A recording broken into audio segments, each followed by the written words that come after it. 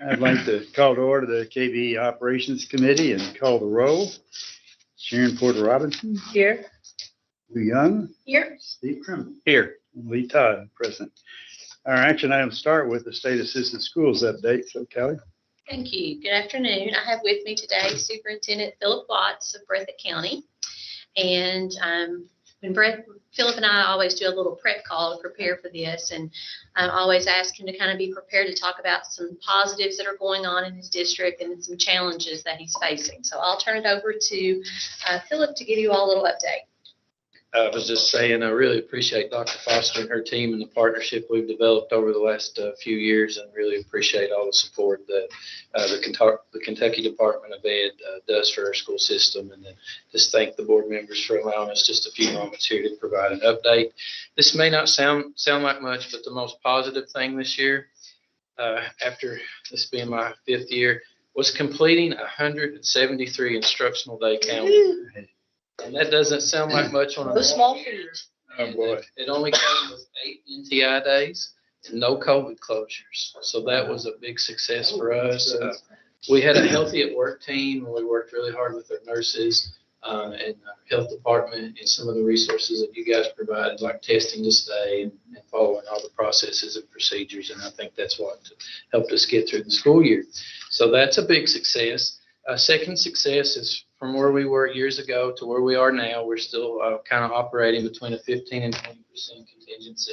We're still trying to maintain a $2.5–3 million contingency as we start each school year. So that's a big project. And then being from a small rural county, the ability to either have completed, taking place, or getting ready to start over $30 million of construction has been something that we are super proud of. We've almost got a new elementary school completed, hopefully January 1st. Super excited about that. Another big project we've got that we've been planning and working on for a while is a new area technology center. And then we've got lots of improvements around the campus going on. So really proud of that work. With her team, we went through a lot of reconfigurations, consolidations, things like that. So we just keep climbing mountains. We're in an area where enrollment declines, and luckily the last couple of years, we're really excited that our enrollment did not decline this year. So we're very excited about that. The third thing is our summer program is off to a good start. Super excited seeing the kids in the buildings during the summer. Last week the theme was Heroes Week, and the police and fire and things like that come by. It was good to see the kids interacting and getting back to normal activities. Challenges that we all are faced across the state with is learning loss, attendance, just preparing for COVID next year if that's an obstacle, and then the uncertainty of cost. I kind of think it's got everybody on edge. And then the commissioner probably hit quite a bit on this yesterday, just staffing, anything from teachers to being able to find qualified school resource officers.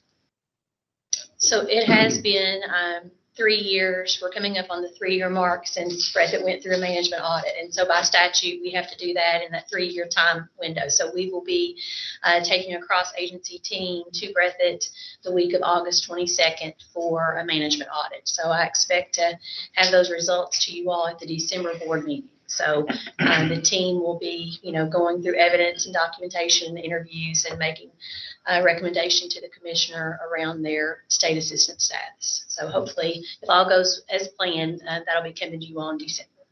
Excellent.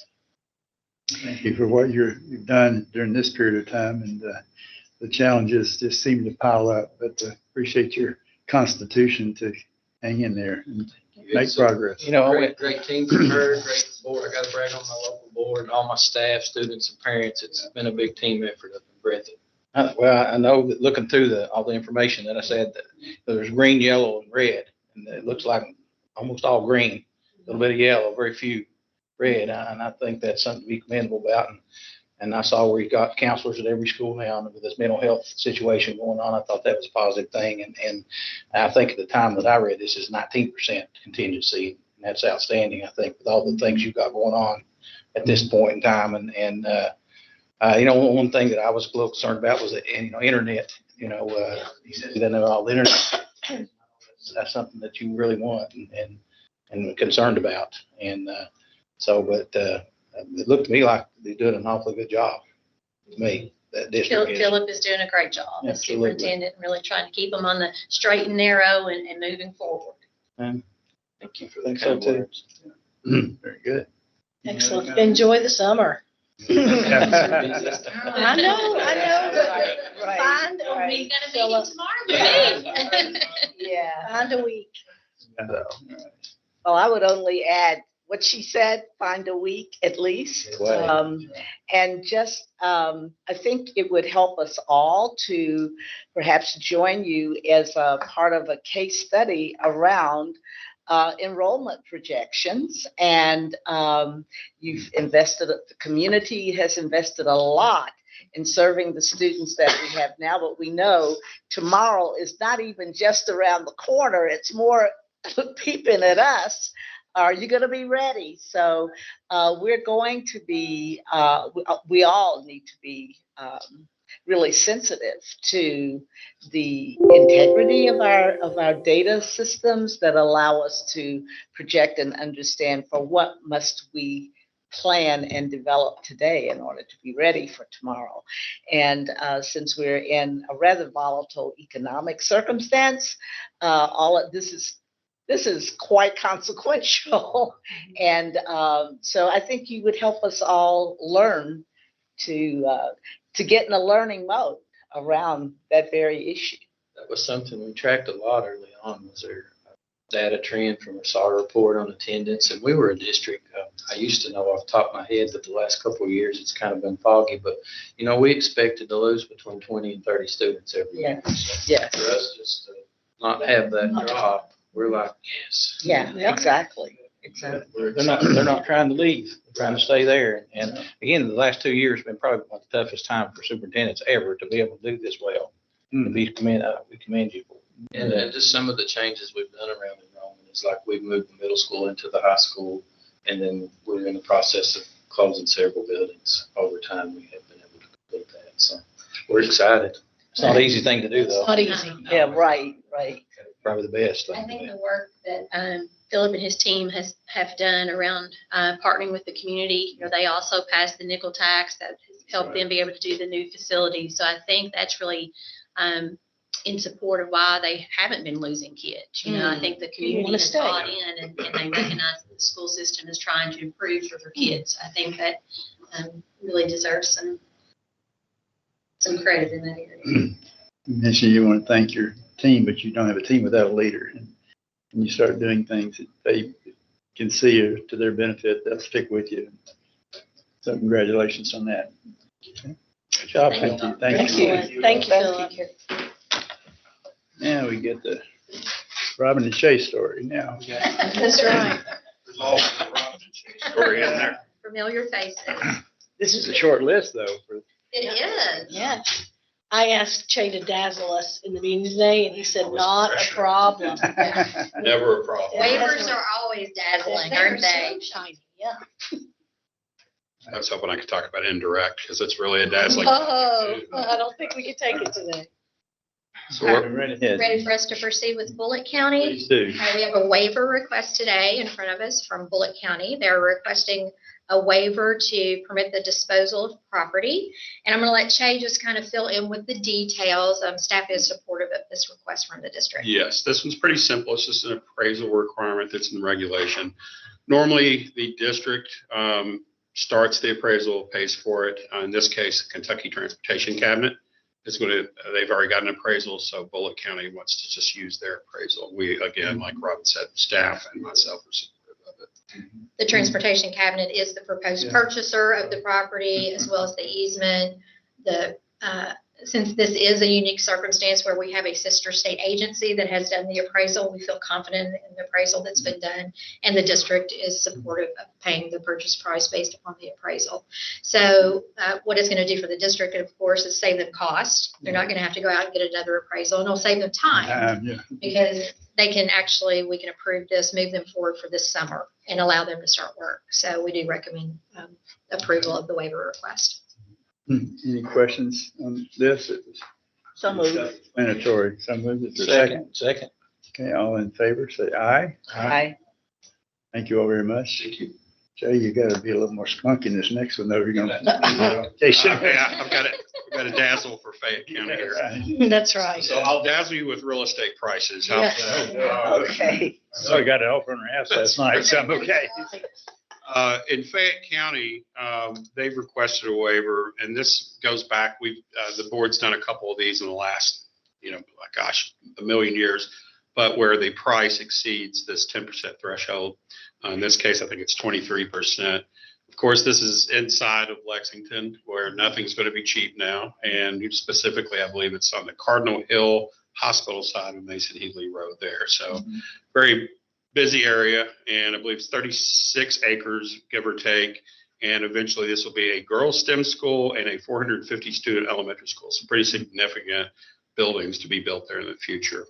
Like I said, this just site preparation exceeds the 10% threshold that we brought to you all before, but that's where we're at. So this one's a little bit different. It's not exactly a waiver request. The regulation gives authority to the state board to approve anything over 10%. So we're asking for the approval of the amount over 10%, 23% in Fayette County's case, due to the market and their intended use. So staff does recommend approval.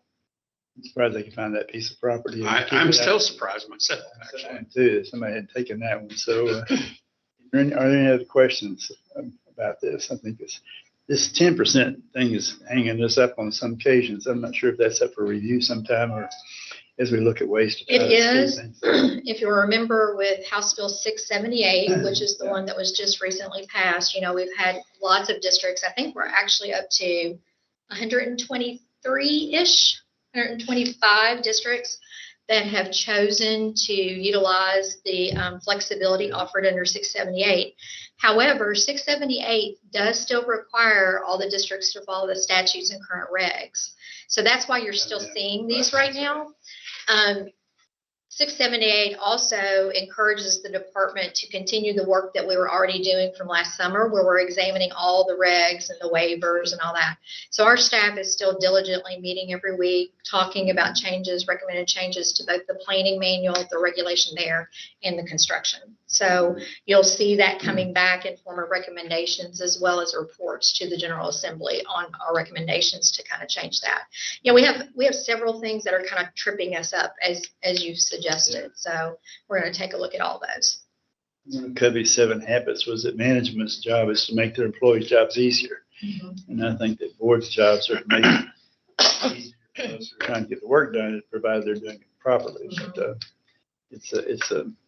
any questions on this one? I just have one curiosity and one question to your last point about the work that you guys are continuing to do to look at the status of the regs and what might make sense to change.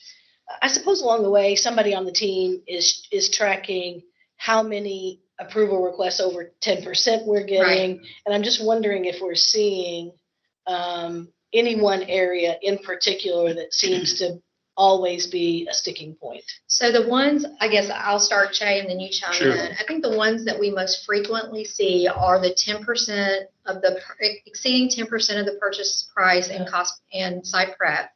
That one is one. And the other one that we see is model program of spaces.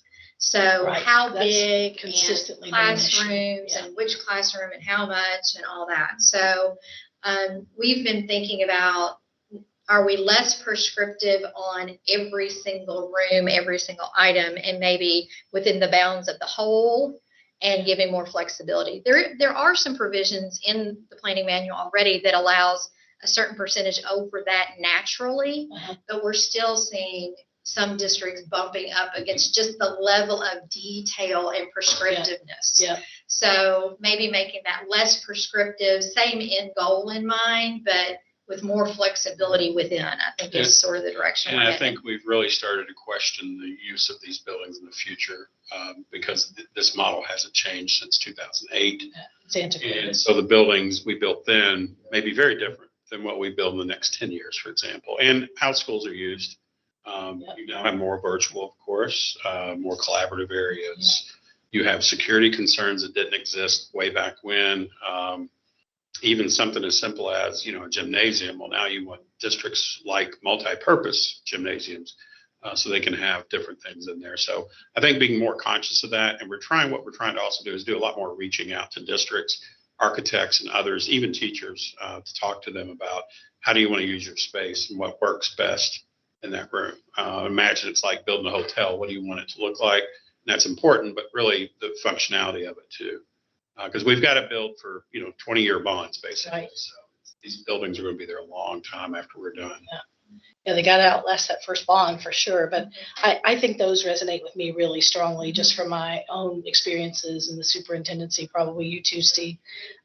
This one is an acquisition cost issue, but in terms of preparation costs, I remember talking about how much less expensive it was in Jessamine to prepare a site with sewer and lighting Right. and all of that stuff compared to East Kentucky that might have to top a mountain Right. in order to find a site that was available. So I just have a lot of grace for you guys when it comes to trying to meet the geographic demands and with site acquisition, nobody's surprised by these numbers that we're seeing in Fayette County in 2022. So, And we don't know how long this is going to continue, quite frankly. surely this bubble will burst. Yeah, we surely. don't have the crystal ball to say when it's going Yeah. to start coming back down, but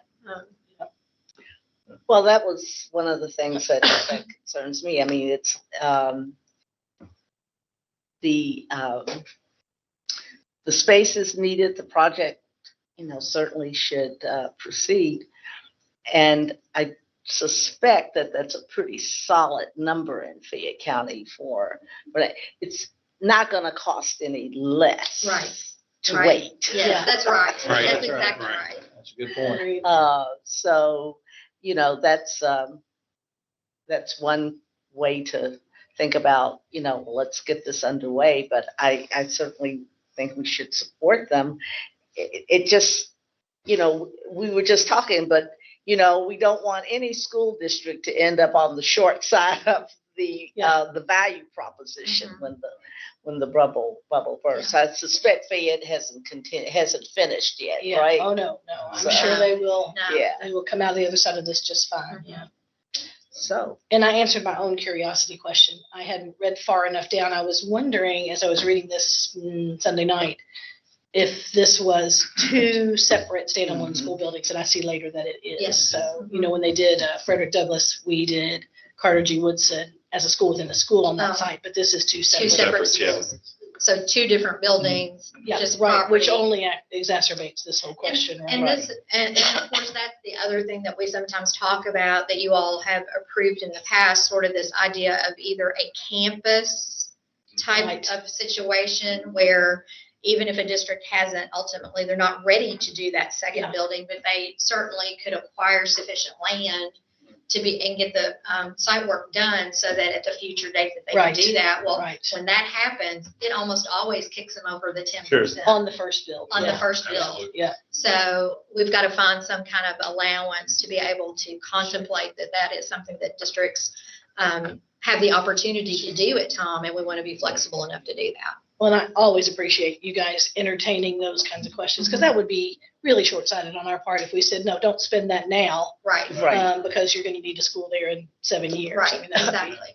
So this isn't a waiver, so what are we approving? You are just approving the fact that is more than 10% of the land purchase and the site acquisition I'll make cost. that motion. Okay. Second. Any other questions? All in favor, say aye. Aye. thank you all. Thank you all. Appreciate it. Thank you all so much. Appreciate you guys. Need a motion for adjournment, I guess, and we can. So moved. within our time.